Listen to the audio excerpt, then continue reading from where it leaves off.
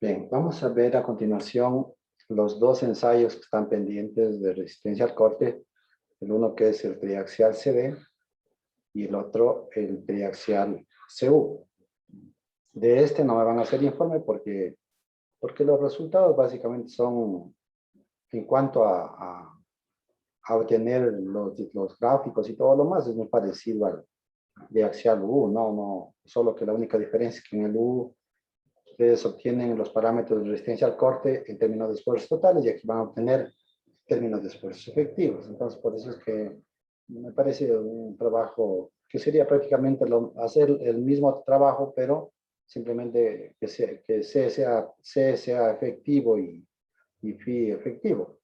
Entonces, el CU sí es diferente y ahí sí, pues, ya están puestos los datos en la plataforma para que ustedes hagan el informe. De todas maneras, yo les voy a explicar, como les había comentado, esto también ni siquiera es parte del programa de laboratorio, de prácticas de laboratorio, el dar los ensayos triaxiales CD y CU por el tiempo que lleva a hacer un ensayo de este tipo. Entonces, tampoco está en la programación. Sin embargo, yo les doy para que ustedes tengan conocimiento y pues, si algún rato requieren, pues, esta información lo pueden revisar. Bien, entonces veamos lo que es el triaxial CD y simplemente para recordarles que tiene las dos letras que están ahí hace referencia la primera letra hace referencia a la consolidación del suelo. Lo habíamos visto antes ya esto en la teoría, al sigma 3, a la consolidación del suelo del sigma 3, y la segunda letra corresponde en cambio si es que es o no drenado para el esfuerzo de rotura que le estemos nosotros aplicando o el esfuerzo desviador. Entonces, el 1 hace referencia al sigma 3, la consolidación del sigma 3, y la segunda letra, drenado, ¿para quién? Para el incremento de esfuerzo desviador. ¿De acuerdo? Entonces, les voy a explicar a continuación cómo se hace este ensayo. Entonces, primero, bueno, la primera parte, yo ya les he explicado en el triaxial U, que es exactamente lo mismo, simplemente rápidamente para dar una introducción al ensayo, pues lo que se hace es colocar la probeta, ¿no es cierto?, dentro de la membrana. Una vez que está puesta dentro de la membrana, se le coloca la piedra porosa en la parte superior e inferior, y después se coloca en este dispositivo que está aquí, colocando unas ligas para asegurar la parte de abajo y la parte de arriba, de manera que sea hermético la probeta que esté en la parte interior. Entonces, no tenga posibilidades a que el agua ingrese lateralmente a la muestra. Una vez que ya la muestra ha sido colocada adentro, ¿no es cierto?, en el dispositivo, pues se baja el vástago, perdón, se pone en contacto y luego se abre esta válvula de aquí y se comienza a llenar, hasta que se llena por completo. El agua sale por la parte superior y una vez comienza a salir, se cierra la válvula en la parte superior. En ese instante ya eso se repite para los tres triaxiales, ¿ya? Una vez que ya está puesta la muestra aquí, lo que se hace es, en esta manguera que está aquí, es medir la saturación. Y entonces aquí el equipo te permite medir cuál es el grado de saturación que tiene la muestra. Entonces, si el grado de saturación de la muestra, si el SW es menor al 95%, toca saturar la muestra. ¿Ya? Ahí toca saturar la muestra. Entonces, para saturar la muestra, ¿qué se requiere? Primero, se requiere aplicar una presión de confinamiento o una presión no le llamamos de confinamiento, llamamos una presión de cámara.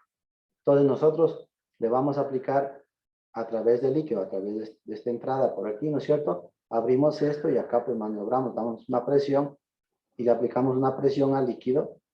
No es el sigma 3, este no es el sigma 3.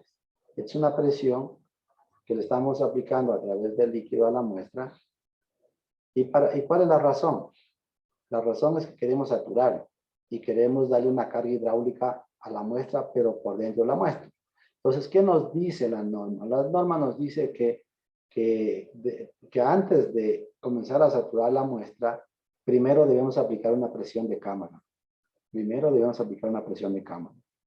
debemos empezar si es no posible, de 35 kilopascales y podría llegar hasta 140 kilopascales. Entonces, como voy a poner como ejemplo, que yo le voy a aplicar aquí una presión de cámara, por decir algo, no le voy a poner aquí voy a poner 40 mismo. Voy a poner, vamos a empezar con 40. Supongamos que empezamos con 40, esta presión de cámara. Aquí vamos a poner 40 kilopascales. ¿Ya? Vamos a poner 40 kilopascales. Y vamos a dar por aquí una presión de 40. Y cerramos la válvula. Al cerrar la válvula, el líquido queda con una presión de 40 y eso quiere decir que la muestra se confinó con esta presión. Luego de que hemos dado esta presión, ahí sí comenzamos a ¿qué? A darle una contrapresión interna. ¿Para qué? Para saturar la muestra. ¿Cuál es la idea? La idea es que los vacíos que todavía tiene aquí, que están llenos de aire, sean llenados por el líquido, ¿no es cierto? Y para que eso suceda, ¿no es cierto? En materiales plásticos, yo lo que necesito es dar una carga hidráulica significativa. Ustedes han de haber visto el semestre anterior, ¿no es cierto?, lo que era el ensayo de permeabilidad. Han de haber visto el semestre anterior ese ensayo de permeabilidad constante y variable, donde ustedes tenían por aquí la muestra, ¿no es cierto?, una muestra de arena, ¿sí? Tenían una muestra de arena. Y para saturar esta muestra de arena, ¿no es cierto?, y medir la permeabilidad del suelo, pues hay unas mangueras que van a un recipiente arriba y se le llena de agua. Aquí. Entonces esta altura de aquí, esta altura de esta gradiente que está aquí, pues ahí no llega ni a 2 metros, me parece a mí en el laboratorio. Y claro, como esto es arena, se llega a saturar rápidamente y ustedes pueden medir el coeficiente de permeabilidad, pero porque es un material granular fino, no plástico, entonces el agua con esta gradiente hidráulica va a saturar rápidamente. Pero pónganse ustedes a pensar de que esto no es una arena, sino es una arcilla. ¿Ya? Es una arcilla. Y hacen lo mismo, hacen que baje por aquí el agua a esta arcilla. Van a pasar ahí un mes y no van a lograr saturar. Pues, ¿cuál es la idea? La idea, al darle una presión aquí, la idea es generar un gradiente hidráulico, pero súper grande, ¿me entienden? De manera que tenga la suficiente caída de agua para que sature la muestra. Entonces, esta muestra que es tan cerrada, ¿no es cierto? Los poros son tan cerrados que no va a pasar fácilmente el agua. Mientras más gradiente hidráulico le demos, pues más rápido se va a saturar. Pero esto lo tenemos que hacer previamente a haberle dado una presión de confinamiento. Porque si ustedes no le dan una presión de confinamiento y le dan la presión a una presión para darle un gradiente hidráulico de manera de saturar esta muestra, la van a destruir. Por eso es que primero tienen que dar la presión de cámara y luego dar esta contrapresión. Entonces, la contrapresión, si yo aquí le apliqué una presión de 40, yo aquí puedo aplicar una contrapresión de 30. Esta contrapresión que le estoy aplicando aquí siempre es menor que la de afuera. ¿Ya? Siempre es menor que la de afuera. Entonces yo le puedo aquí aplicar, por ejemplo, 30 de contrapresión. Si yo le aplico 30 de contrapresión por dentro, a ver, miren, ¿qué es lo que estoy haciendo ahí? Ahí tengo la probeta. Aquí tengo la probeta. Y yo le estoy aplicando aquí una presión desde adentro hacia afuera. De adentro hacia afuera de 30. ¿Cierto? De 30. Y afuera le estoy dando una presión de ¿cuánto? ¿De cuánto? De 40. De 40. Díganme ustedes, ¿cuál es la presión real que tiene la muestra por fuera? 10. 10.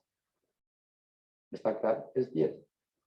O sea, en realidad esa muestra está confinada lateralmente con 10, porque si adentro tienes 30 y de afuera tienes 40, tienes un saldo de 10. Y ese sería el confinamiento que realmente tendría esa muestra hasta el momento. No, por eso es que les decía que ese no es el sigma 3. O sea, ahorita estaría cargado como si le hubieras puesto un sigma 3 de 10. ¿Está claro? ¿Sí me entendieron? Es como si le hubieran puesto un sigma 3 de 10 ahorita. ¿sí? Tendrían ahí sigma 3 igual a 10. ¿Por qué? Porque si restan los dos, les queda 10 por fuera. 10 por fuera, ¿ya? Ok. Sí. O sea, si me pide que haga una prueba con un esfuerzo de confinamiento de 50 kilopascales, le tengo que la interna hacerle de 50 y la de afuera de 100.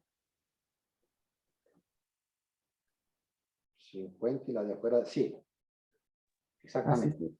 Si Ah, aquí, si aquí, por ejemplo, tú quieres aplicarle un sigma 3, si ahorita le quisieras aplicar un sigma 3, te dice hagamos de cuenta que tienes las tres probetas, ¿no es cierto?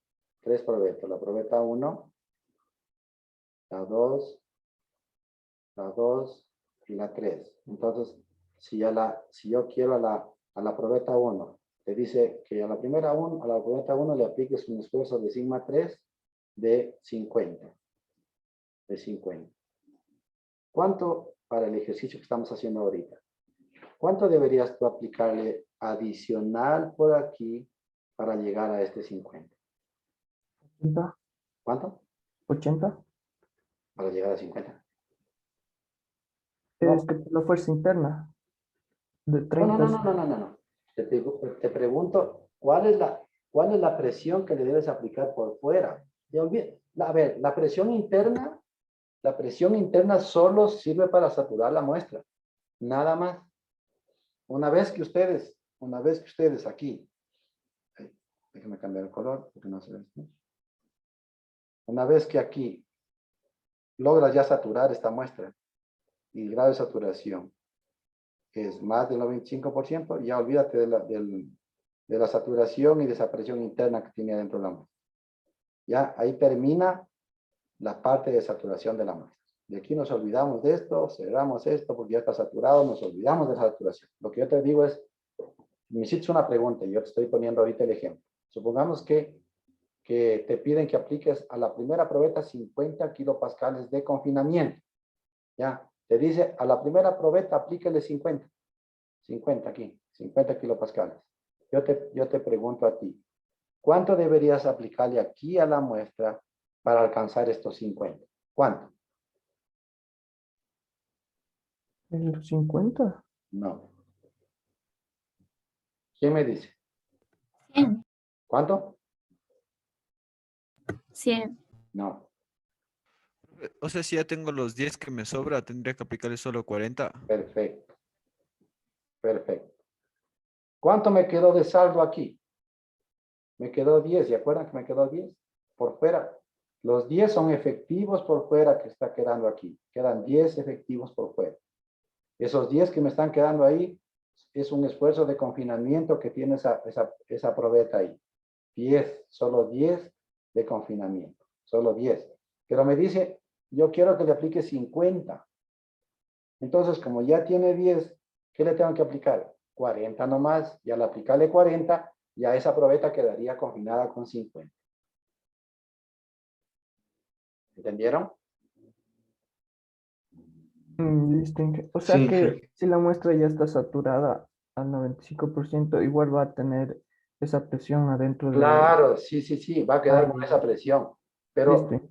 va a quedar con esa presión. Pero a nosotros lo que nos interesa saber es la presión de confinamiento real que debemos ponerle por fuera, por fuera. Entonces, si tú le restas, si le sumas 40 más 10, 50, tendrías que estar aplicando una presión de 50. Y si tú le sumas, en cambio, los, los, los 30 más 50, ¿cuánto llegarías? 80. En realidad, mira, en realidad si quieren ver desde otro punto de vista, tienes 30 aquí, por dentro, 30, y por fuera le estás aplicando 40 más, entonces le vamos a aplicar 40 más, entonces, ¿cuánto tiene por fuera? Allá no se ve. Sí, sí está claro eso, ¿no es cierto? Miren, si yo tengo así, miren, por dentro, 30, ¿no es cierto? Por dentro, 30. Por fuera tenía 40, ¿no es cierto? Tenía 40, ¿verdad? ¿Y cuánto más le voy a aplicar? ¿Cuánto más le voy a aplicar? 40 más. Le voy a 40. aplicar 40 más, mire, 40 más. ¿Cuánto tiene en total por fuera? 80. 80. Pero efectivos por fuera, ¿cuánto tiene? 80 menos 30, 50. ¿Me entendieron? Sí, Entonces, lo que queda por fuera es la presión de confinamiento, esa es la real, pero es la diferencia de los dos. No de los 80, sino 80 menos 30. Entonces, con eso quedaría el confinamiento por fuera. ¿Ya? Ok. Listo. ¿Me entendieron? Entonces, lo que nosotros hacemos con esto es saturar la muestra. Entonces, porque supongamos que tú le pones aquí 30 y afuera 40 y le dejas de un día para otro y vienes a otro día y dices, listo, me marcó aquí ya 96%. Saturada la muestra, no tengo que hacer nada. Pero ¿qué pasa si es que con esta presión que le pusiste inicialmente, le dejas ahí todo un día y esta cuestión que estaba en, qué sé yo, pues en 90, apenas ha llegado a 92? Entonces, ¿qué tienes que hacer? Ir aumentando esta presión y le va subiendo esta presión. ¿Para qué? Para darle más gradiente hidráulico. Y al darle más gradiente hidráulico vas a lograr saturar más rápido. ¿Ya? A la final, lo que tienes que ver es cuál es la diferencia de presiones entre los dos para luego ir aumentando la presión de confinamiento conforme al requerimiento que quieras aplicar a cada una de estas probetas. Si la segunda es 100, la tercera igual puede ser 200 y vas haciendo para cada probeta el mismo procedimiento. ¿De acuerdo? Y ahí, una vez saturada la muestra, apenas, o sea, esta parte que les acabo de indicar, apenas es para saturar la muestra. Nada más. Nada más. En este instante solo hemos saturado. Ahora haz de cuenta que la muestra estaba súper húmeda en campo y vino acá y de una te dio aquí que la muestra estaba saturada. Ya no tienes que hacer esto. Y has ahorrado un montón de tiempo. Porque saturar una muestra te puede llevar a veces 2 días saturar una muestra. Depende de la permeabilidad de la silla. Solo saturar la muestra. ¿Ya? Ok. Vamos al siguiente paso. El siguiente paso, ¿cuál es? Aplicar el sigma 3. Entonces le vamos a aplicar el sigma 3 ¿de cuánto? De 50. ¿Cuánto le vamos a poner aquí? Ya lo vimos, 40. Voy a abrir esta válvula y le voy a dar una presión aquí. ¿De cuánto? De 40 aquí.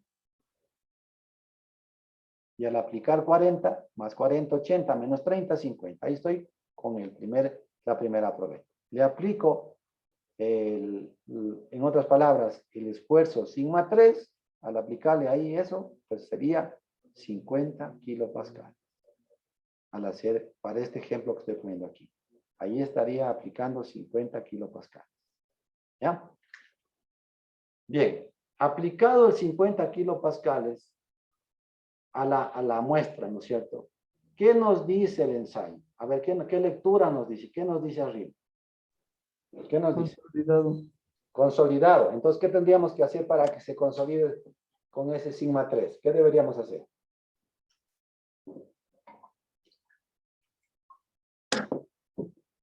¿Qué deberíamos hacer para que se consolide? Ahí están las válvulas. ¿Qué deberíamos hacer para que se consolide? Aunque no recuerdo bien, creo que era de cerrarle la válvula de drenaje. Abrirle. Abrirle, dejar que drene. Abrirle. ¿Abrirle para qué? Porque si tú le tienes cerrado, eso sería incompresible y no se consolidaría. La consolidación significa que se va a deformar. Entonces, para que se deforme, le abres la válvula de drenaje. Le abres Así la es. válvula de drenaje y lo que haces tú es comenzar a medir en un determinado tiempo las deformaciones para ver cómo va variando la curva tiempo de formación. ¿Ya? Entonces, lo que hacemos nosotros es ir registrando esas deformaciones, porque a la final, estos resultados me permiten a mí hacer un gráfico también luego, ¿sí? Puedo hacer el gráfico de deformación versus tiempo, ¿sí? Y determinar el G90, ese tipo de cosas se puede hacer si ustedes quisieran, ¿no? Pero bueno, pero lo que van a medir aquí es la consolidación del suelo. Entonces, ¿qué es lo que van a hacer aquí? Van a medir la deformación en el tiempo. Porque la carga es constante. Es sigma 3. Para ese sigma 3 vas a medir deformación versus tiempo. Y luego puedes inclusive hacer un gráfico en escala logarítmica, donde aquí le pones el tiempo y acá la deformación. Entonces tú le has aplicado un sigma 3, ¿no es cierto?, a esa muestra. Y al aplicarle el sigma 3, para que comience a deformarse esto, ¿qué debo hacer? Esta válvula tiene que estar abierta para que drene el agua. El momento que esto esté abierto, va a comenzar a escapar el agua y va a comenzar esto a bajar, a sentarse, a sentarse. Y va a comenzar a sentarse, y luego va a ¿qué cosa?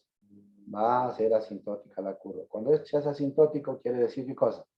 Que ya se estabilizó, cerramos la válvula, chequeamos aquí que la presión de poros ya se ha disipado, revisamos aquí que se estabilice, y una vez que se estabilice, ya haya terminado el proceso de consolidación para el sigma 3, cuando se ha hecho asintótica. ¿Me entendieron la primera etapa? Entonces, esta sería la primera etapa del ensayo. Consolidar la muestra para el sigma 3, la primera etapa del ensayo. Consolidar la muestra para el sigma 3.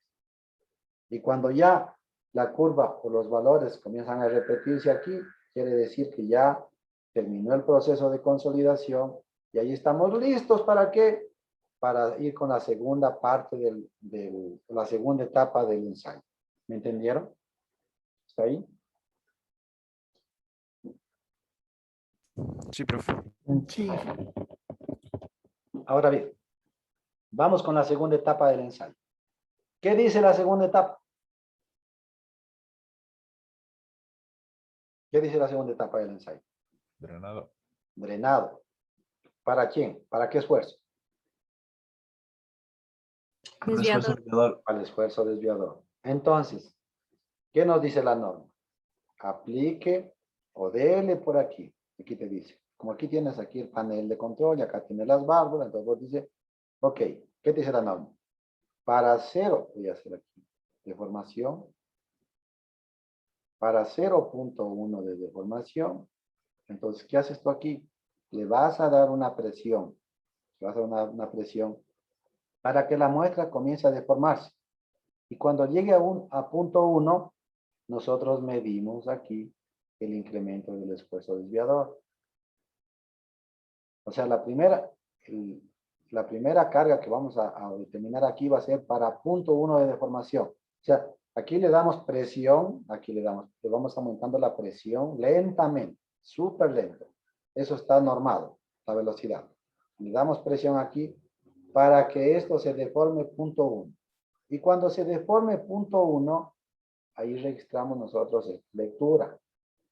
Esta lectura para punto 1. ¿Ya? Pero esto va a estar cerrado aquí. Cerrado aquí. Entonces, cuando yo haga esto, abro la válvula y va a comenzar a ¿qué? A consolidarse esta muestra.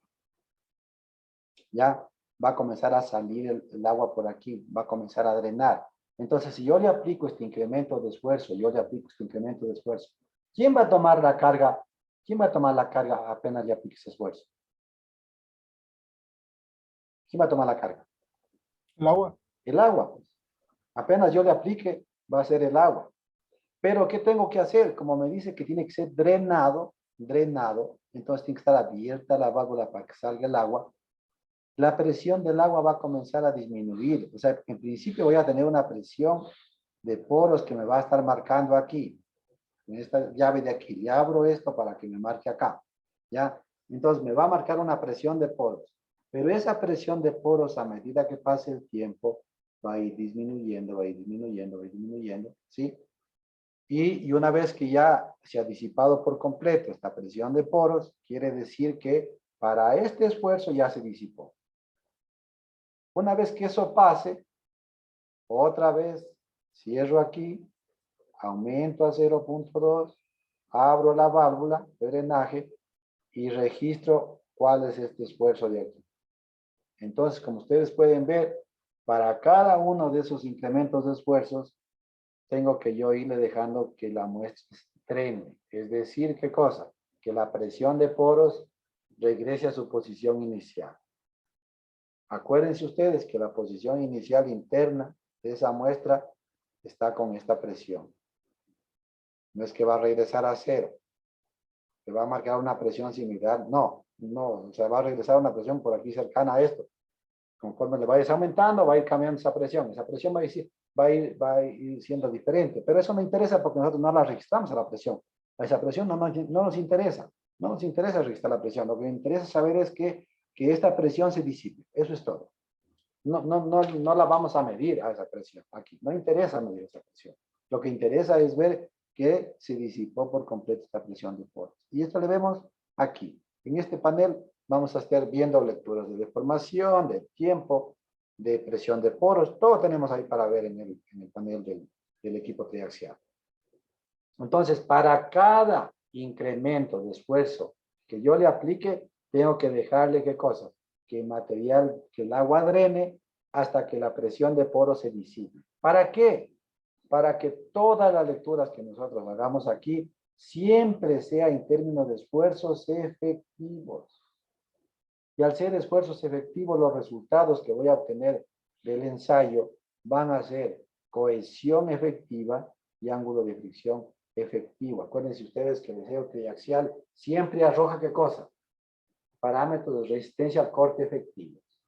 ¿Me entendieron entonces cómo se hace la lectura de deformación primero y luego el incremento de esfuerzo? Y la norma te va diciendo que estos incrementos de esfuerzo van de punto 1 hasta punto 5 y ahí va aumentando esto. Bueno, la norma te va indicando aquí cómo vayas dándole estas deformaciones y registrando acá la carga. Al final lo que vas a llegar a determinar es que el rato menos pensado esa muestra falló y vas a llegar a determinar cuál es el incremento de esfuerzo desviador a la falla. En otras palabras, tú estás graficando aquí un incremento de esfuerzo efectivo versus deformación unitaria, y acá cuando llegues a determinar punto de falla, vas a determinar simplemente cuál es el incremento de esfuerzo desviador a la falla. Efectivo, desviador a la falla. El último punto sería la falla. Y como tienes tú el sigma 3, acuérdense que el sigma 3, al permitirle que se consolide el sigma 3, ¿en qué se convirtió este sigma 3? Este estaba total, ¿no es cierto? Pero si yo le digo que se consolide, ¿en qué se convierte el sigma 3? ¿Sí o no? Efectivo. Efectivo. Acá delta sigma D a la rotura, efectivo. Por lo tanto, este es efectivo y el sigma 1 efectivo, ¿a qué va a ser igual? Al sigma 3 efectivo más el incremento del esfuerzo desviador efectivo. Con lo cual, ya puedes hacer ¿qué cosa? El primer círculo de Mohs para la primera probeta, que sería el sigma 1 efectivo con el sigma 3 de la probeta 1 efectivo. Haces lo mismo con la segunda probeta y haces lo mismo con la tercera probeta, trazas la envolvente y ¿qué te va a dar? El sigma prima efectivo y el phi prima efectivo. Entonces, como ustedes pueden ver, esto ya hicieron ustedes en el ensayo triaxial U.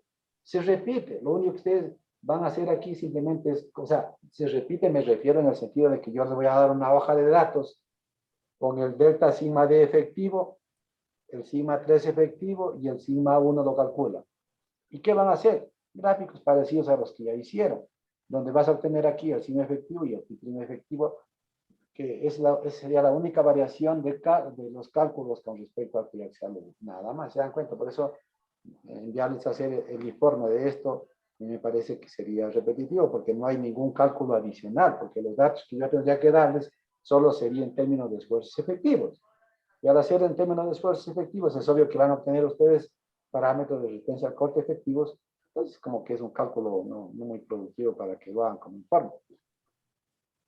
Yo por eso es que no les envío a hacer el informe, porque solo sería hacer un gráfico donde los esfuerzos son efectivos en el eje tanto en el eje de las abscisas como en el eje ordenado. O sea, el esfuerzo normal y el esfuerzo efectivo cortante van a ser efectivos. Entonces no le veo mucho el trabajo. El ensayo como tal, no tiene nada que ver el U con el CD, ¿sí o no? Nada que ver. Porque el U, ¿qué te decía el U? No consolidado el sigma 3 y no drenado el esfuerzo desviador. Rapidísimo hacer el ensayo, ¿sí o no? Colocada la muestra ahí, cerraba las válvulas y sometía carga y listo. Pero ahí en cambio, ¿qué medía? Los parámetros de resistencia al corte en términos de esfuerzo total. En cambio acá todo es efectivo porque siempre estoy dejando ¿qué cosa? Que la presión de poros cada vez que yo le aplique una muestra, si es el sigma 3, se disipe. Y si es que es el esfuerzo desviador, se disipe siempre. Por lo tanto, siempre van a ser esfuerzos efectivos los que voy a estar leyendo ahí y los que me van a arrojar luego son parámetros de resistencia al corte efectivos. ¿Me entendieron? Inge, una pregunta. Cuando se va aplicando estos esfuerzos de 0.1 y 0.2, en un primer momento sería esfuerzos totales porque toma el agua, ¿no es cierto? Una vez que la presión de poros llegue a cero, ahí ya toma el esfuerzo todo el suelo, ¿verdad? Así es. Por eso es que tú no puedes pasarte, tú no puedes hacer, ¿dónde está? Tú no puedes hacer esto. O sea, tú le haces que llegue la deformación a punto 1 y registras cuál es el incremento de esfuerzo total, ¿me entiendes? Pero este no lo deja. Tú lo que haces es que la presión de poros regrese a su posición inicial, que se disipe la presión de poros. Cuando esta presión de poros llega a su posición inicial, cuando ya se ha disipado por completo, ahí recién pasas a la siguiente deformación y registras otra vez este esfuerzo. Pero a este otra vez, ¿qué haces? Le dejas que la presión de poros, hasta que la presión de poros se disipe por completo, regrese a su posición inicial y otra vez vas haciendo este ejercicio. ¿Esa era la pregunta? Sí. Entonces, a la final lo que estás haciendo es dejando, ¿qué cosa? Siempre que este se haga efectivo, siempre. Por eso este ensayo demora 9 días, 10 días hacer este ensayo. Y eso que tienes 4 cámaras para saturar la muestra. Si tienes 4 cámaras, se puede saturar 3, creo que en la Católica hay 3 cámaras. Entonces puedes saturar las 3 probetas a la vez. Pues en serie puedes saturar las 3. Ya romper, ya no, porque ya necesitas el marco de carga, este marco de carga para romperlas. Pero vos puedes tener, mira las cámaras por aquí, mira. Si es una cámara, otra cámara, otra cámara, otra cámara. Vos puedes estar saturando estas muestras aquí. Ya, pero cuando ya vas a romper la probeta, ya tienes que poner en el marco de carga. Allá tienes que hacerla de uno en uno. ¿Sí? ¿Alguien iba a preguntar algo? Sí, Inge. O sea, en un instante la carga es tomada por el agua, ¿verdad? Pero después cuando se le consolida ya es tomada por el suelo. Así es. Ah, ya listo. Claro. Gracias. O sea, siempre que tú apliques no importa que sea CU, CD, lo que sea, cuando tú le aplicas la carga, siempre va a ser total. En principio, siempre va a ser total. Por eso es que la diferencia de los triaxiales arriba está claramente. Uno te dice, las letras te dicen todo, ¿sí o no? Las letras te dicen todo de un ensayo. Cuando tú te digas triaxial, consolidado, drenado, ya sabes que los parámetros que te va a botar ahí son efectivos. Porque tanto el sigma 3 le vas a dejar que se disipe la presión de poros. Y drenado, para el sigma D, disipación de la presión de poros. En principio van a ser totales, pero luego vas a tener que tú dejarle ahí el tiempo suficiente para que esa presión de poros se disipe.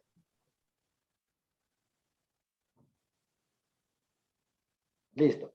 Ahora vamos a ver, bueno, de todas maneras les voy a pasar a mostrarles la siguiente diapositiva, pero yo lo que les acabo de explicar está todo ahí, así es que esto ya no voy a volver a repetir. Todo lo que expliqué está aquí, ¿no? Si acaso quieren hacer alguna captura, háganlo, pero ya, si quieren hacer una captura, háganlo. Ya les expliqué eso.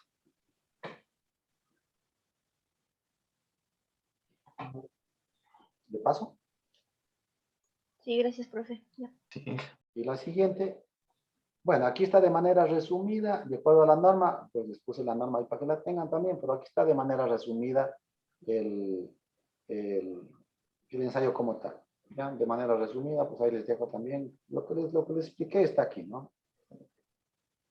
No. Aquí está de acuerdo a lo que explica la norma, cómo vayas aumentando las deformaciones, aquí va cómo le vayas haciendo las deformaciones. Mira, desde punto 1 hasta punto 5, después va de 1, 2, 4, 8, 15, 3, bueno, y así sucesivamente, ¿no?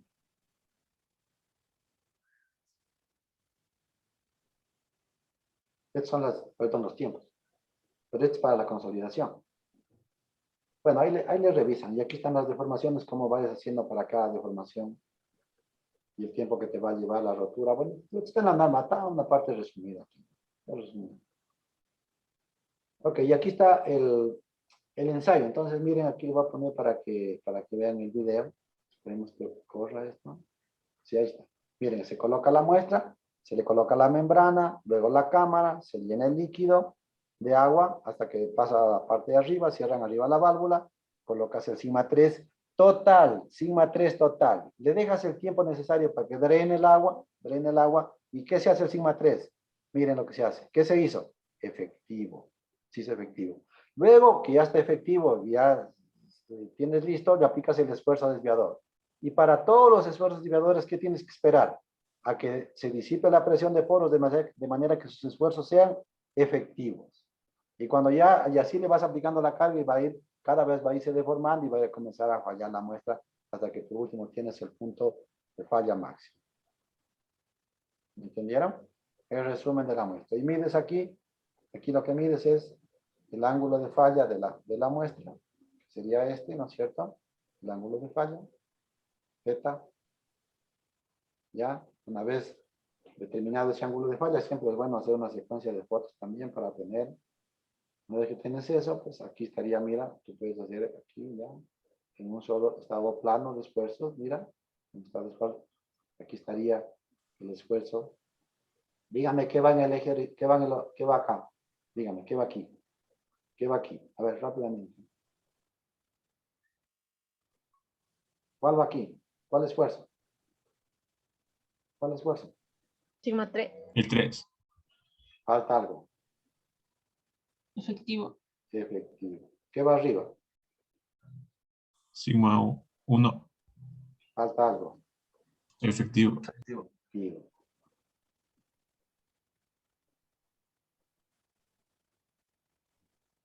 Sigma 3 efectivo, sigma 1 efectivo. ¿Y cuáles son los esfuerzos que producen la falla en el suelo?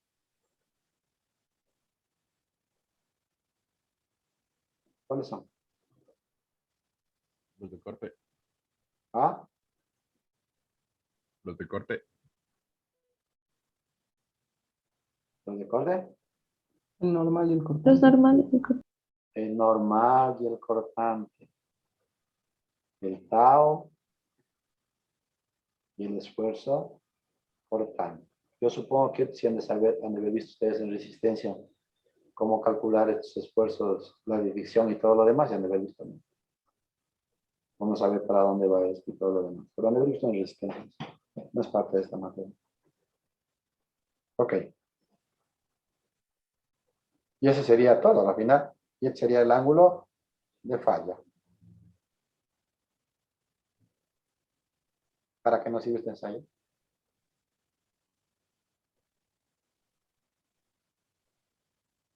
¿Qué determinamos? ¿Para qué sirve? La resistencia al corte en términos de esfuerzos efectivos. Muy bien, pero ¿para qué más nos sirve? Esos son los parámetros que estamos determinando. Y con eso calculamos la resistencia al corte en términos de esfuerzo efectivo. ¿Pero cómo se llama eso? Si yo voy a hacer una cimentación aquí.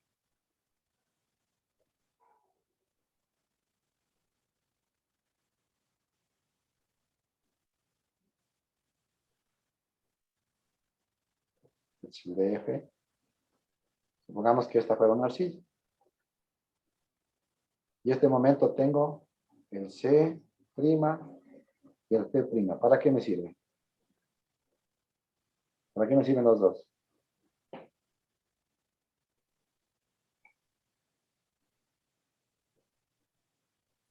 O para que haga ese ensayo. Entonces, claro.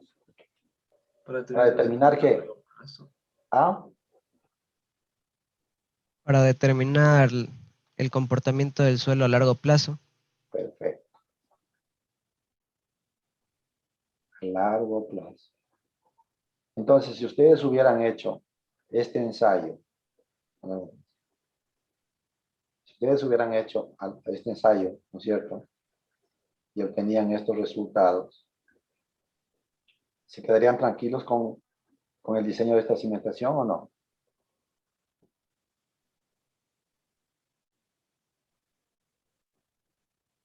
¿Hablen?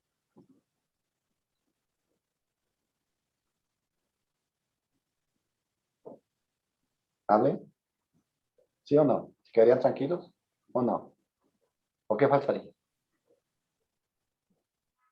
A corto plazo. A corto plazo. Entonces, ¿qué ensayo deberíamos hacer para determinar a corto plazo? El UU. El U. ¿Y qué nos va a arrojar el U? en términos de esfuerzos efectivos y totales. Exactamente.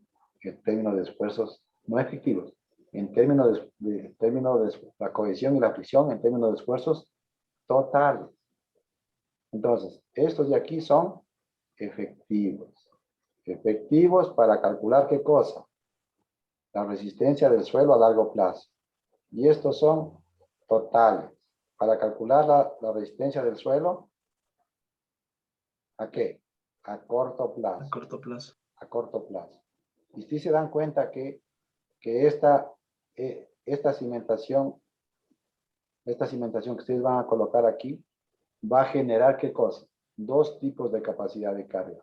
El uno a corto plazo. Cuando ustedes le apliquen la carga, ¿quién va a coger quién va a tomar toda la carga apenas le aplique?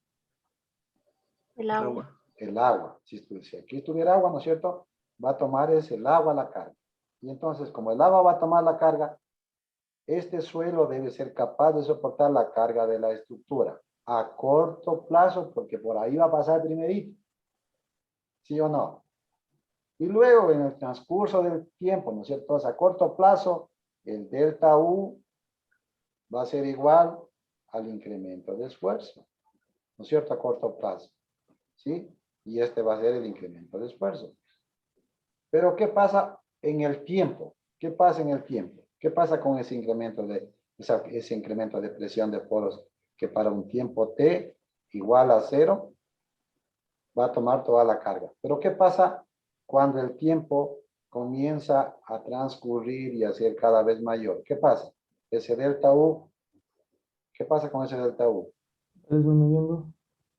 Tiende a ser ¿cuánto? 0. 0. 0. Y cuando se haga 0, ¿qué pasa con ¿quién tomó toda la carga? El suelo. El suelo. Representado por el esfuerzo efectivo. Y ahí tienes ya los parámetros para que tú calcules a largo plazo.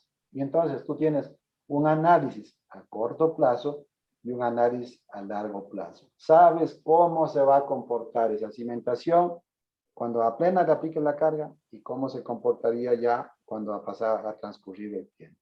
Entonces los dos análisis tienes que hacerlo siempre. Y si fuera bajo un estrato de arena de grano medio, no plástica, limpia, ¿qué harían para determinar la resistencia? ¿Cuál de los dos? ¿Ambos o ninguno? ¿Cuál?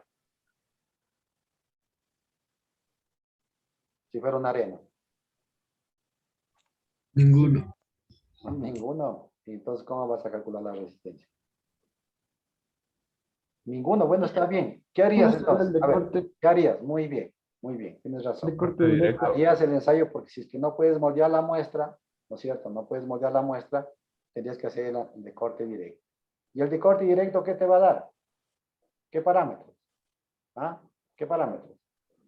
Esfuerzos efectivos. Totales. Efectivos. Acuérdense que el corte directo te da efectivos. Acuérdense que le sumergíamos a la muestra. Como la altura es tan pequeña, estás midiendo esfuerzos efectivos. Y entonces, como es una arena no plástica, ¿quién va a tomar toda la carga apenas la aplique? El suelo. El suelo. Entonces, por eso te interesa determinar en términos de esfuerzos efectivos, es decir, te da lo mismo a corto o largo plazo, te da lo mismo. ¿Entendieron? Sí.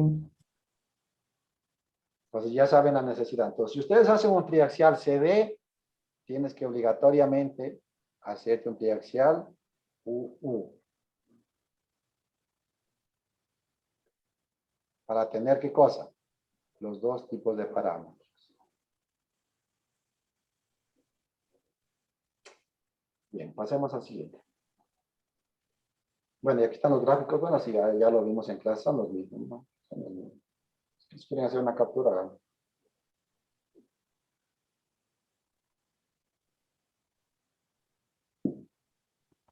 Inge, una pregunta de la anterior diapositiva.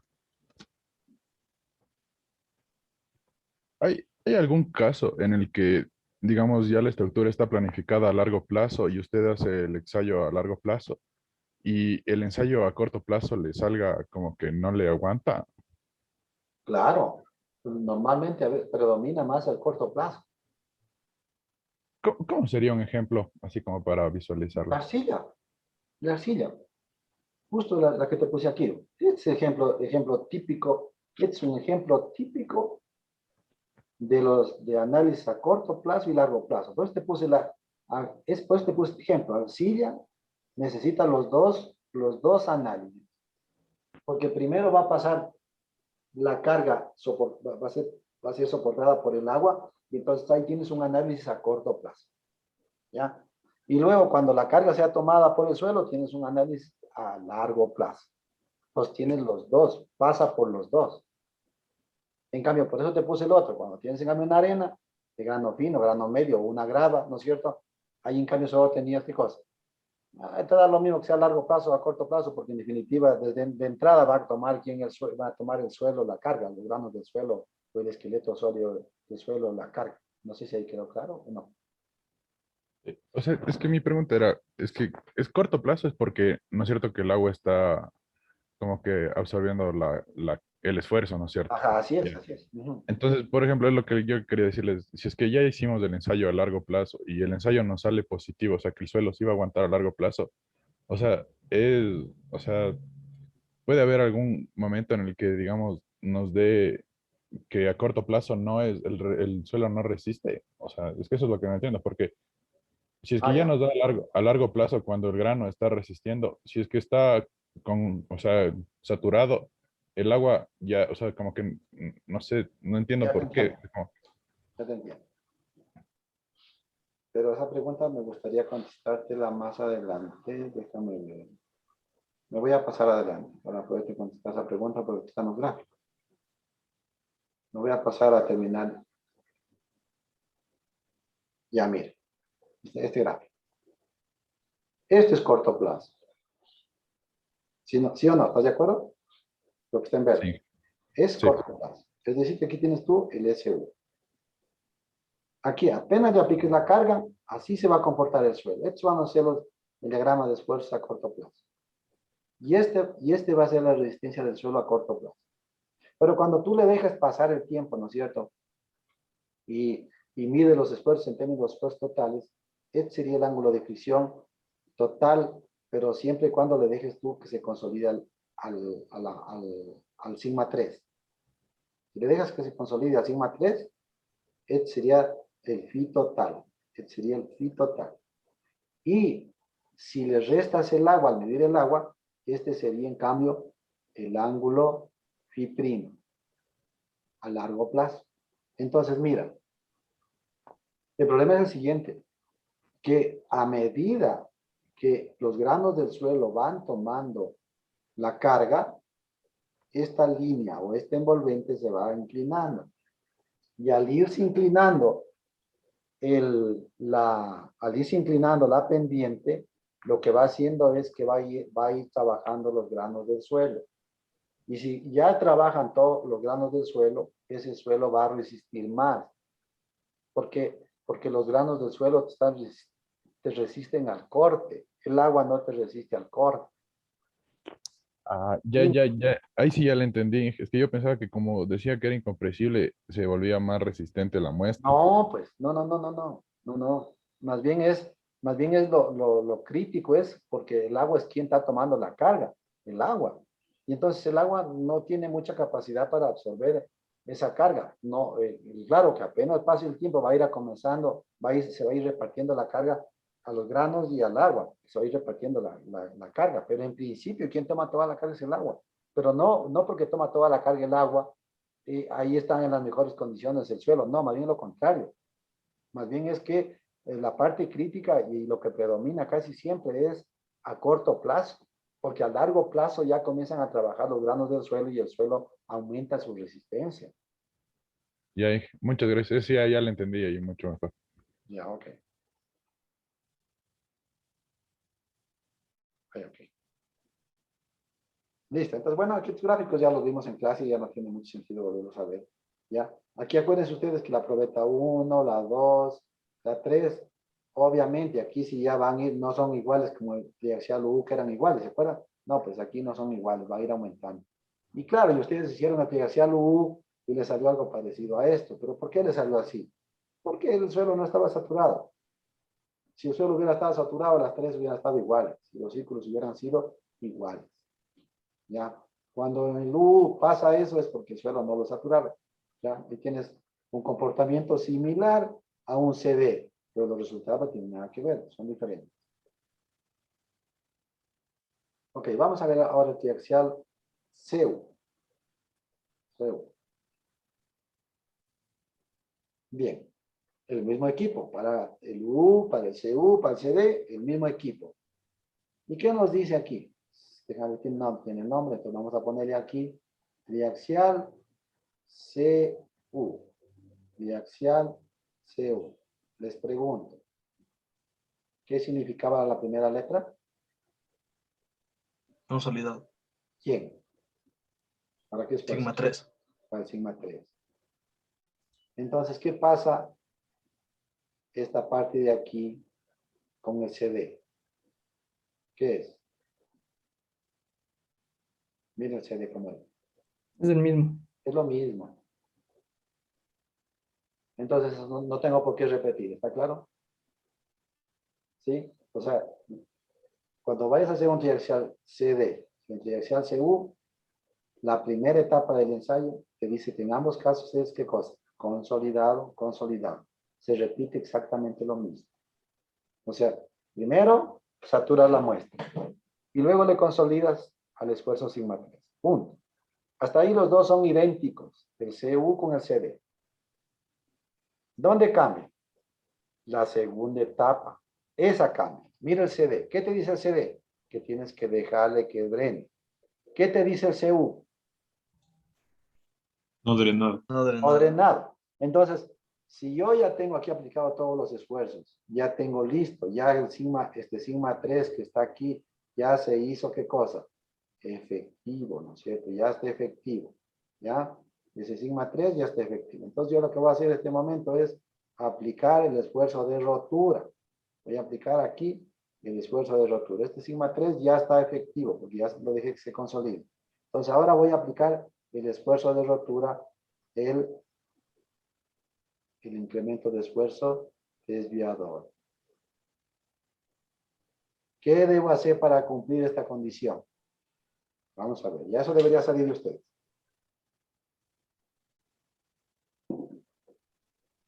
Cerrar la válvula, Perfecto. ¿Cuál válvula? la de drenaje, o sea, para que no drene. Muy bien. Muy bien. Excelente. Entonces, si yo quiero hacer la segunda etapa del ensayo, yo tengo que aquí hacer esto. Cierro la válvula. Y al cerrar la válvula, ¿qué pasó con el incremento de presión de poros? Aumentó. Porque como no le estoy dejando que escape, aumentó. Y entonces, ¿qué tengo que hacer? Abrir por aquí esta válvula para registrar, ¿qué cosa? El incremento de presión de poros. Entonces, ¿qué es lo que nosotros vamos a registrar en este ensayo? Por este sí es diferente al otro. Deformación, igual que en el caso anterior, para deformaciones dadas en la norma. Y voy a medir aquí el incremento del esfuerzo desviador para cada una de esas deformaciones. ¿Sí?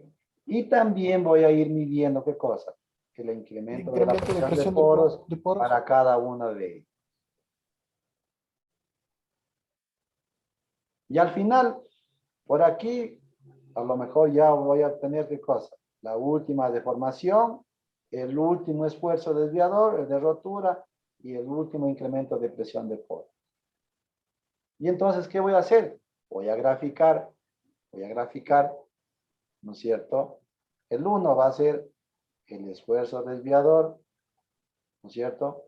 Que aquí me va a dar, miren, a la probeta 1, el incremento del esfuerzo desviador de rotura para la probeta 1. Y puedo tener otro gráfico, donde tenga aquí la variación de la presión de poros, ¿sí? Con la deformación unitaria. Y puedo tener aquí esto. El incremento de la variación de la presión de poros y acá el incremento del esfuerzo desviador. Acuérdense ustedes que que el sigma 1 es igual al sigma 3 más el incremento del esfuerzo desviador. Es decir, que si ustedes restan los dos esfuerzos principales, ¿qué les da? El esfuerzo desviador. ¿Sí o no? El esfuerzo desviador. Entonces, ¿qué van a tener como datos? Como datos van a tener ustedes el incremento de esfuerzo desviador, el incremento de presión de poros en la falla, en la falla, y vas a tener el sigma 3. Entonces, de datos tienes sigma 3 para la probeta 1. Por ejemplo, para la probeta 1. El sigma 3, el incremento del esfuerzo desviador en la falla, y también van a tener ¿qué cosa? El incremento de presión de poros igual en la falla. Entonces, si ustedes suman estos dos, ya tienes ¿qué cosa? El esfuerzo principal, 1, total. ¿Quién es el sigma 3? ¿Quién es este? ¿Cómo calculas el esfuerzo efectivo? Fácil. El esfuerzo efectivo sigma 1, ¿a qué va a ser igual? Al sigma 1 total. Al sigma 1 total, ¿menos qué? El incremento del agua. Y ya te da el sigma 1. ¿Cómo calculas el sigma 3 efectivo? El sigma 3 total menos Entonces, el incremento de la presión de poros. poros en la falla. Todo en la falla. Todo en la falla. Y ya teniendo esto, ¿qué graficas? Grafica los círculos de Moore en términos de esfuerzos totales y en términos de esfuerzos efectivos. ¿Y qué te da? Cohesión y fricción en términos de esfuerzos totales, cohesión y fricción en términos de esfuerzos efectivos. Pero entonces aquí ya tienes, esto sí vale la pena que ustedes lo hagan, por eso sí ya les puse ahí los datos, para que ustedes lo calculen y vean cómo la diferencia de este ya tiene una diferencia con respecto a triaxial U, ¿sí o no? Es diferente.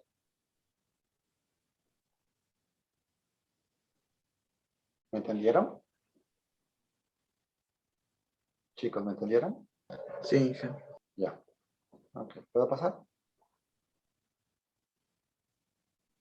Sí. Bueno, aquí quieren hacer una captura, háganlo.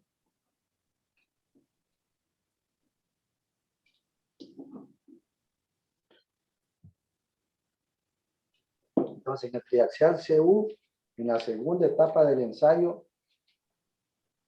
hay incremento de presión de poros, porque la válvula está cerrada, porque nos dice ahí consolidado no drenado. Y para que sea no drenado, válvula cerrada, y por lo tanto va a haber un incremento en la presión de poros, que tengo que registrarla para pues, poder luego calcular los esfuerzos selectivos. Bueno, y aquí está pues, el procedimiento, lo que les acabo de explicar de manera resumida. ¿Ya? Y acá está el video. Este es el video. Les pongo, ¿ya? Bien, igual que antes, la probeta, la membrana, la cámara, le colocamos el agua, ¿no es cierto? Luego le aplicamos el sigma 3. Este sigma 3, ¿es efectivo o total? Rápido, díganme. Total. Total. Pero tenemos luego, ¿qué cosa? Que dejarle que se haga efectivo porque es consolidado. ¿Ya? Luego le aplicamos el sigma, el delta sigma. ¿Total o efectivo? Es sí, digamos. ¿Total o efectivo? Total. Total. Total, pues, total. Porque es CU. Entonces, el sigma 3, antes de empezar la rotura, efectivo. El incremento del esfuerzo desviador, ¿qué va a ser? Total. Total. Pero aquí vamos a registrar el incremento de la presión de poro. Estos son los datos que se registran. Aquí obviamente tienes el sigma 3, el total. Pues. ¿Ya?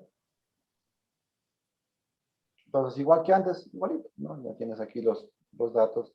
Ya puedes calcular aquí el ángulo, ¿no es cierto? El ángulo de falla, θ, tienes el sigma 3. Aquí se va a tener, ¿cuál es la diferencia del anterior? ¿Quién me dice? ¿Quién me dice? ¿Cuál es la diferencia del anterior? ¿Ah? ¿Quién me dice? ¿Cuál es la diferencia del CD? Se da en términos de esfuerzos efectivos y totales. Muy bien, aquí sería el sigma 1 total, sigma 1 total, sigma 3 total. Y acá tendrías otro esquema de esfuerzos en un plano, que sería el sigma 1 efectivo, el sigma 3 efectivo, el sigma 1 efectivo y el sigma 3 efectivo.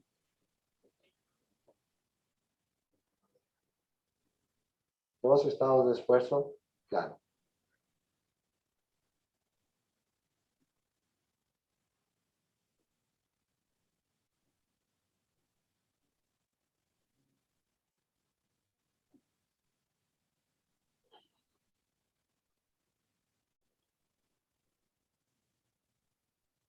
Ojalá el próximo semestre ya se pueda dar las prácticas en la universidad. Acuérdense ustedes que todas las prácticas quedan pendientes para ustedes.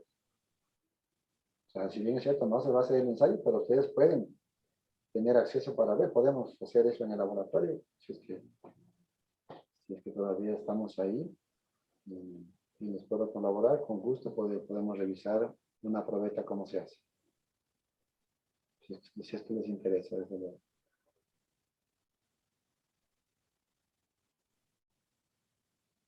Bueno, ¿puedo pasar? Sí. Bueno, ahí está la probeta fallada. Bueno, ahí están los gráficos. Entonces, miren. Es para una probeta, ¿no? Por ejemplo, la probeta 1. Tienes, ¿qué representaba el sigma 1 menos el sigma 3? ¿Qué era? Esfuerzo desviador. Esfuerzo desviador. Y aquí está la presión de por. ¿Sí? La presión de por.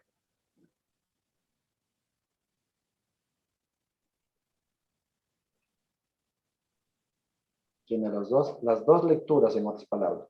Miren, para cualquier punto, ¿qué tienes? Dos lecturas. Uno de esfuerzo desviador y otro de presión de por. Y aquí está la envolvente en términos de esfuerzos totales. Y si es que tienes efectivos también. ¿Cuáles son los parámetros que revisas aquí? Que cuando compares la cohesión en términos de esfuerzos totales, tiene que ser mayor que en términos de esfuerzos efectivos. Y el ángulo de fricción efectivo tiene que ser mayor al ángulo de fricción total. Dime por qué, Iván. ¿Por qué el ángulo de fricción efectivo es mayor que el ángulo de fricción total? Iván, ¿puedes contestar? Puede ser porque en el uno recibe la carga el suelo y en el otro el agua. ¿En cuál? O sea, en el efectivo el suelo y en el total el agua. Perfecto. En el efectivo ya toda la carga ha sido transferida al esqueleto sólido del suelo. Toda la carga. Acá puede que esté parte de la carga y parte no. Entonces aquí tienes los círculos de Moore en términos de esfuerzos totales. Los círculos de Moore en términos de esfuerzos efectivos. ¿Sí? Esfuerzos efectivos y esfuerzos totales. Entonces, efectivo, phi total. Acá, phi primo. Como pueden ver ustedes, la pendiente es mucho mayor. ¿Por qué? Porque toda la carga ha sido transferida al esqueleto sólido. ¿Y cómo sería cuando toda la carga toma el suelo? Para que me preguntó hace rato. Ese sería el SU. Pero a medida que el agua va saliendo del suelo, esta pendiente se va inclinando, van trabajando los granos del suelo y va aumentando su resistencia al suelo. Va mejorando la capacidad de soporte del suelo a medida que se va inclinando. Por eso es que es importante calcular a corto y largo plazo. Y si ustedes se olvidan de calcular y justo se olvidaron el que predominaba en en la falla que mandaba en el sistema, se fregaron. Por eso hay que calcular con los dos y ver cuál manda, ¿ya? Por eso tienen que hacer los dos siempre, para ver cuál manda de los dos. Ahora, y ahí termina la explicación, vimos el triaxial CD, el triaxial U. Entonces, esto nos da pi prima y C prima. Esto nos da pi y C. Nos permite calcular a largo plazo y este a corto plazo. A corto plazo. Ahora, del triaxial CU. ¿Qué nos está dando el triaxial CU? Nos está dando C y Fi. C prima y Fi prima. ¿Qué puedo calcular de aquí? A corto plazo y a largo plazo. Y entonces, ¿cuál es la conclusión?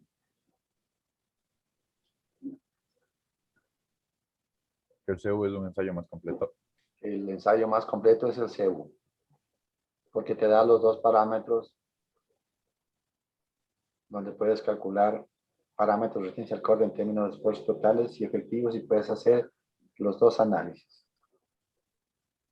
Profe, una pregunta. Sí. O sea, necesito calcular, digamos que calculo a largo plazo, pero de ley necesitaría calcular a corto plazo también, ¿verdad? Sí. Entonces, ¿cuándo necesitaría usar un CD solo para largo plazo? Cuando tiene suelos arenosos, por ejemplo. Si tiene suelos arenosos, que se va a comportar que el material, tú sabes que el material va a drenar, no tienes problema, no solo un CD. Ya. Pero si ves que, por ejemplo, tienes una arena, por ejemplo, dices, tú, esta arena, y la puedes moldear, porque bien compacta la arena, está bien compacta la arena, la puedes moldear, y es una arena limpia, el agua va a drenar, y el comportamiento va a ser, ¿qué cosa? Solo a largo plazo. No vas a tener, vas a tener un material que drena y punto. Un material que drena y punto. Pero si tienes una arena sucia, que contiene limos, que contiene arcilla, a pesar de que es arena, no va a salir tan rápidamente el agua. Y si es que está sumergida, va a ser el agua quien toma toda la carga. Y si es que es el agua quien toma toda la carga, pues el análisis tendrá que hacerlo para esa arena a corto plazo, porque posiblemente ese mande en el sistema.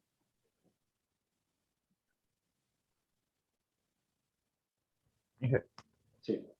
Y disculpe, el rango de precios entre los distintos informes, entre los distintos ensayos, ¿cuánto sería? Bueno, pues ya no voy a grabar. ¿Tienen alguna otra pregunta? Inge, yo sí. Disculpe. A ver. ¿Cuál es la diferencia? ¿Por qué en el gráfico de arriba hay C, la línea no parte del origen, en cambio en el de abajo las dos parten del origen? Se vuelve a confundir. No. Lo que pasa es que esto es para un suelo preconsolidado. Y este es un suelo normalmente consolidado. Son comportamientos de gráficos. Ya, Inge, sí entendí eso, pero no sabía por qué. Ya. Sí, eso es. Gracias, Inge. ¿Qué más? Yo, profe, para el ángulo de teta de falla sería el mismo, ya sea suelo, o sea, en términos de esfuerzos efectivos y totales. No, pues es diferente. Mira, este es el total y este es el efectivo. ¿A esto te refieres? No, pero el teta. ¿Cuál teta? Ah, claro, porque es en la rotura. Y es el mismo plano de falla. Ya, gracias, profe. Claro, ese teta no va a cambiar. Es lo único que haces es correr, o sea, si tú lo graficas aquí, por ejemplo aquí, ahí tienes el ángulo teta. Si lo graficas acá, ahí tienes para la segunda muestra el ángulo teta. Pero para la primera probeta tú puedes tener correrse hacia acá ¿no es cierto? Este es el total y este es el efectivo. Entonces, para el total este sería, para el efectivo sería este. Ese ángulo teta, por los dos, está dando el mismo. Porque es el ángulo que estás midiendo ahí en el plano de falla.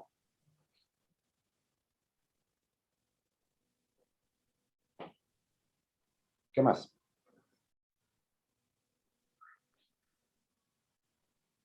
¿Una otra pregunta adicional? No, entonces le ¿Qué? contesto. Sí. Disculpe, no sé si creo que tiene que ver la clase, pero quería preguntarle si es que usted conoce el tipo de suelo que hay en Machachi o en el sur, que es el suelo tipo orgánico. ¿Hay qué ensayo sería el más apto para realizar? Porque una vez en el anterior semestre nos mandaron a hacer el ensayo manual visual y creo que era como que una arena mezclada con arcilla, algo así. Era sucia, no era limpia. ¿Pero era un suelo orgánico? Ajá, el suelo era negro, la arena era... Sí, pero era un suelo orgánico, tenía madera en descomposición, tenía mal olor. No. Entonces no, o sea, porque un suelo orgánico, bueno, primeramente lo tienes que clasificar y acuerdo a SUB para determinar si es un suelo orgánico o no. Eso tienes que saber la cantidad de materia orgánica que tiene el suelo para clasificarlo como suelo orgánico.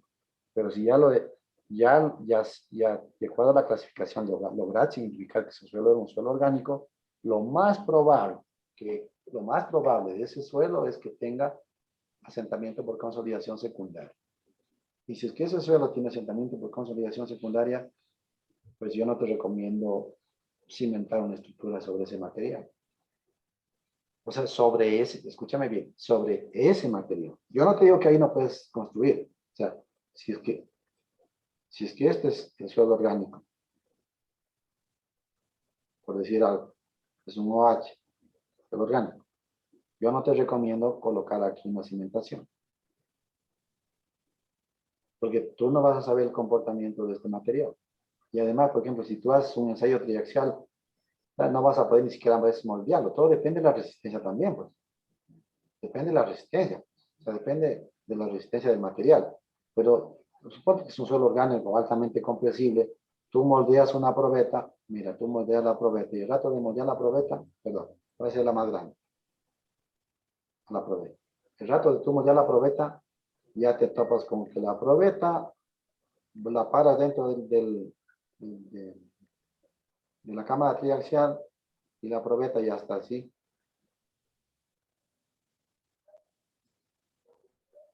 Ya está sin carga, ya está ahí que ha sufrido deformación, ¿me entiendes? Cuando le aplicas carga, no te va a dar casi nada. Y a veces tienes unos círculos que por más grande que hagas la escala, si ven abajo ya no se ve. Sí. Te salen círculos así, miren.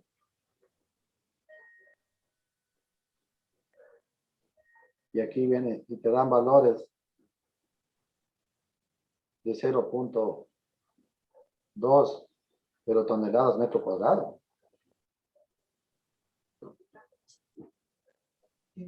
Con esto no resiste nada, se te va a romper la cimentación. Entonces, ¿qué sería aquí lo importante? No sería cimentar aquí, sería a través de cimentación profunda venir acá a un estado resistente. Pero con la limitación del número de plantas. Porque esto, si es que es un suelo orgánico, en caso de un sismo, tienes que tomar en cuenta, si vas a poner aquí pilotes, tomar todas las precauciones. Pero eso vas a ver el próximo semestre, es que no te preocupes tanto de esto. No es parte de este curso, pero sí les digo que si tienes un material orgánico aquí y pones pilotes, no, la carga no debe ser tan grande acá. O tienes que poner los pilotes, el diámetro adecuado para que soporte. Date cuenta los signos como vienen, por cualquier, el signo viene de cualquier dirección. ¿Ya? Listo.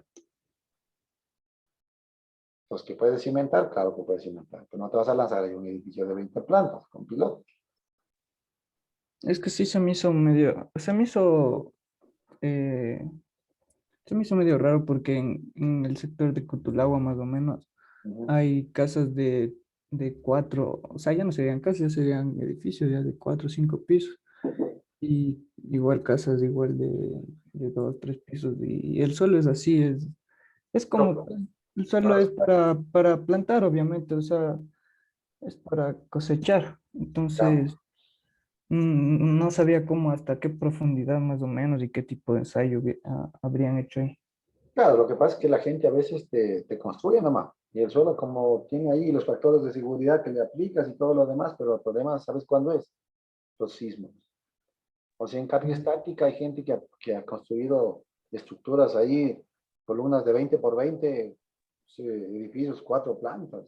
Yo veía en el sur, justo en el sur, uno de 5 plantas, columnas de 20 por 20. Yo digo que ojalá no haya un sismo que pase de 7 grados, porque esos no te van a soportar. O sea, en carga vertical, eso podría estar ahí años, ¿sí me entiendes? Pero en un sismo es complejo. Porque se incrementan las cargas y los factores de seguridad. Ahí es cuando se ponen a prueba los factores de seguridad. Y depende también de la magnitud, de la intensidad del sismo. Entonces, en suelos como el que tú me acabas de decir, por ejemplo, a veces tienes sismos que no son tienen una magnitud tan alta, ¿me entiendes? Y sin embargo te generan daños significativos. ¿Por qué razón? Porque estos suelos como son orgánicos, ¿me entiendes? Entonces, la velocidad con que viene el sismo es lenta, o sea, y se queda en vibración el edificio. Entonces, a veces el sismo no es tan grande, la magnitud del sismo, y sin embargo te puede ocasionar súper daños. ¿Por qué? Porque la velocidad con que viajan las ondas es lenta en comparación. Por darte una idea, 200 milímetros sobre centímetros sobre segundo, metros sobre segundo, perdón, la velocidad de la onda aquí. Y compárale tú con una roca de muy buena calidad, 8000. Entonces, metros sobre segundo. Entonces, por ejemplo, 8000. Entonces, viene el sismo y pasa hecho una bala y tú no lo sientes al sismo. Pero en cambio, si tienes acá materiales tan gelatinosos ahí, que te queda en vibración y a veces te puede dañar una estructura siendo el sismo no de tanta magnitud. Ya, Inge, gracias. Sí, por eso es que no es recomendable cimentar sobre estos materiales. No, o sea, a veces las estructuras pueden estar ahí mucho tiempo, ¿no? Pero habría que probarlas ya cuando venga un sismo. Habría que ver qué pasa ahí, cómo se comporta, o sea, para ver realmente qué tan bien clasificado está ese suelo como un suelo orgánico. Ok, bien, listo. Entonces dejo de grabar.